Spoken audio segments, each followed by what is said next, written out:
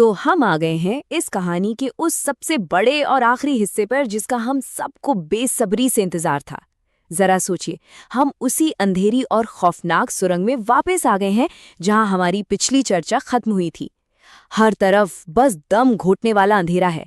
ऐसा लग रहा है जैसे दीवारें पास आ रही हो, है ना? हमारे नायक सच में एक बेहद खतरनाक स्थिति में फंसे हुए हैं। और इसी खौफनाक अंधेरे के बीच एक बहुत बड़ा सवाल हम सबके दिमाग में गूंज रहा है। क्या वीरू सचमुच एक गद्दार था?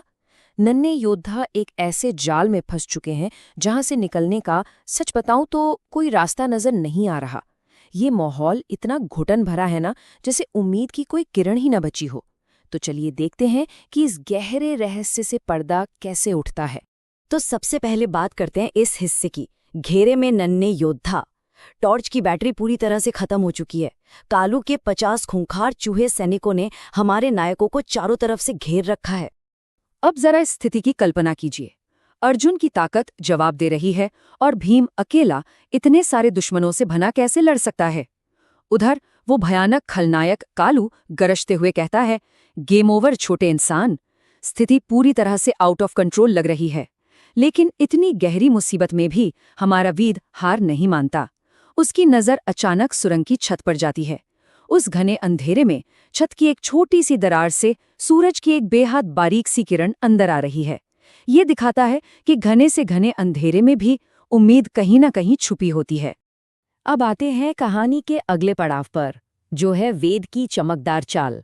और बता दूं, यहाँ से एक्शन बहुत ही तेज हो जाता है। वेद पूरे आत्मविश्वास के साथ अर्जुन से कहता है कि उसे भीम का सिर्फ 10 सेकंड का समय चाहिए।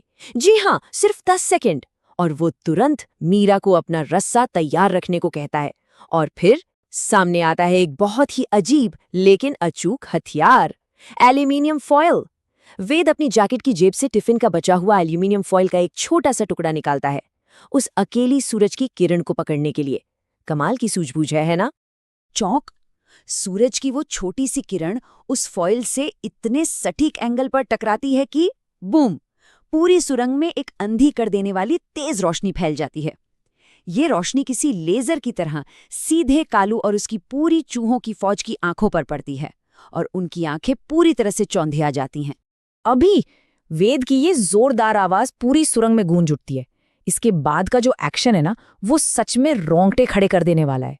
भीम अपनी पूरी ताकत लगाकर एक ही झटके में 3 चूहों को हवा में उछाल देता है, जिससे बाहर निकलने का रास्ता एकदम साफ हो जाता है। और ठीक उसी पल मीरा अपना रस्सा फेंकती है, जो सुरंग के ऊपर वाली दरार में बिल्कुल परफेक्ट जगह पे जाके फंस जाता है। अब कहानी मुड़ती है वीरू का असली सच की तरफ। सभी दोस्त तेजी से ऊपर चढ़ने लगते हैं, लेकिन टेंशन यहाँ और बढ़ जाती है, क्योंकि वीरू अभी भी नीचे खड़ा है। उसके हाथ में वो सूरज का पत्थर है। उधर फॉयल की रोशनी का असर धीरे धीरे कम हो रहा है और कालू की आंखें फिर से खुलने लगी हैं। वक्त जैसे मुट्ठी से रेत की तरफ फिसल रहा है। और ठीक इसी पल वीरू की कांपती हुई, आंसुओं से भरी आवाज गूंजती है, मैं गद्दार नहीं हूं वेद। कालू ने मेरी बहन को पकड़ रखा था। ये वो दर्दनाक सच था जिसने वीरू को ये सब करने पर मजबूर कर दिया था। ये सुन के सच में दिल टूट जाता है कि उसे कैसे ब्लैकमेल किया गया था। लेकिन इस भावुक पल में जो बात सबसे ज्यादा इंस्पायरिंग है ना, वो है वेद का उसमें तुरंत भरोसा करना। वेद 1 सेकंड के लिए भी वीरू पे शक नहीं करता। वो बस बहादुरी से हाथ बढ़ाता है और वीरू से कहता है कि तुम पहले ऊपर चढ़ो, बाकी बातें हम बाद में करेंगे। इसे कहते हैं सच्चा लीडरशिप। अब हम पहुंचते हैं इस कहानी के सबसे रोमांचक हिस्से पर, कालू से अंतिम युद्ध। वीरू सूरज का पत्थर वेद की तरफ उछालता है और वेद उसे झट से पकड़ लेता है। दोनों रस्से पर तेजी से चढ़ ही रहे होते हैं कि तभी कालू हवा में एक भयानक छलांग लगाता है और सीधे वेद का टखना जोर से पकड़ लेता है। नहीं! ये चीख सुनकर सच में दिल बैठ जाता है। लेकिन तभी हमारा नन्हा अर्जुन बिना किसी डर के ऊपर से सीधा कालू की नाक पर कूद पड़ता है। सोचिए, एक इतना छोटा सा योद्धा एक इतने विशाल जानवर पर सीधा हमला कर रहा है। इस जोरदार और अचानक हुए हमले से कालू तिलमिला जाता है और उसे मजबूर होकर वेद का पैर छोड़ना ही पड़ता है। और अब बात करते हैं दीपक की सुनहरी रोशनी की। वेद हाँफते हुए आखिरकार ऊपर पहुंच जाता है और फिर वो करता है वो काम जिसका हम सबको बेसब्री से इंतजार था। बिना एक पल गवाए वेद उस जादुई दीपक में सीधे सूरज का पत्थर डाल देता है। वुश! इस आवाज के साथ जादुई दीपक से ऊर्जा का एक भयंकर विशाल विस्फोट होता है, एक ऐसा विस्फोट जो उस पूरे खौफनाक अंधेरे को हमेशा के लिए चीर कर रख देता है। सच बताऊं तो ये सीन दिमाग को पूरी तरह से सुन्न कर देने वाला है। ये सुनहरी रोशनी कोई आम रोशनी नहीं थी, ये ऐसी चमक थी जैसे एक साथ 1000 सूरज जल उठे हों। ये रोशनी इतनी तेज, इतनी शक्तिशाली और अंधी कर देने वाली थी कि कालू और उसकी फौज इसे बिल्कुल बर्दाश्त नहीं कर पाए। ये रोशनी पूरी सुरंग में भर जाती है और कालू पूरी तरह से अंधा होकर उसी गहरी खाई में हमेशा हमेशा के लिए गिर जाता है। और इस तरह होता है अंधेरों का अंत। इसके बाद जो शांति छाती है ना, वो बहुत सुकून देने वाली है। अब हर तरफ एक गहरा सन्नाटा है, सिर्फ जादुई दीपक की सुहानी और शांत रोशनी वहां मौजूद है। पांचों दोस्त वेद, अर्जुन, मीरा, भीम और वीरू अब बिल्कुल सुरक्षित हैं।